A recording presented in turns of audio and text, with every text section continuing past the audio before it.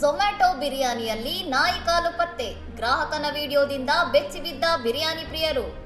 X ಖಾತೆಯಲ್ಲಿ ಹಂಚಿಕೊಳ್ಳಲಾದ ವಿಡಿಯೋದಲ್ಲಿ ವ್ಯಕ್ತಿಯೊಬ್ಬ ಬಿರಿಯಾನಿಯಲ್ಲಿದ್ದ ಮಾಂಸದ ತುಂಡನ್ನು ತೋರಿಸಿ ಇದು ನಾಯಿಯ ಪಾದವನ್ನು ಹೋಲುತ್ತಿದೆ ಎಂದು ಗಂಭೀರ ಆರೋಪ ಮಾಡಿದ್ದಾರೆ.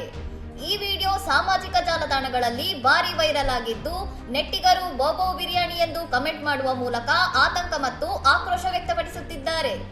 ಯುದ್ಧದ ಎಫೆಕ್ಟ್ನಿಂದ ಸಿಲಿಂಡರ್ ಅಭಾವ ಉಂಟಾಗಿ ಹೋಟೆಲ್ಗಳು ಸಂಕಷ್ಟದಲ್ಲಿರುವಾಗಲೇ ಇಂತಹ ಸುದ್ದಿಗಳು ಹೊರಬಂದಿರುವುದು ಆನ್ಲೈನ್ ಆಹಾರ ಪ್ರಿಯರನ್ನು ಮತ್ತಷ್ಟು ಆತಂಕದೂಡಿದೆ. ವಿಡಿಯೋದ ಸತ್ಯಾಸತ್ಯತೆಯ ಬಗ್ಗೆಯೂ ಚರ್ಚೆಗಳು ನಡೆಯುತ್ತಿದ್ದು, ಝೊಮ್ಯಾಟೊ ಸಂಸ್ಥೆಯನ್ನು ದೂಷಿಸುವ ಬದಲು ಆ ಆಹಾರ ಯಾವ ಹೋಟೆಲ್ನಿಂದ ಬಂದಿದೆ ಎಂಬ ವಿವರ ನೀಡುವಂತೆ ಹಲವರು ಒತ್ತಾಯಿಸಿದ್ದಾರೆ. ಇಂತಹ ಗಂಭೀರ ಆರೋಪಗಳನ್ನು ಕೇವಲ ವಿಡಿಯೋ ನೋಡಿ ನಂಬುವಂತಿಲ್ಲ.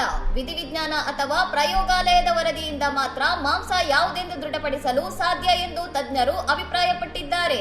ಇನ್ನಷ್ಟು ಸುದ್ದಿಗಳಿಗಾಗಿ ನೋಡ್ತಾ ಇರಿ ಸೌರಭ್ ಟಿವಿ.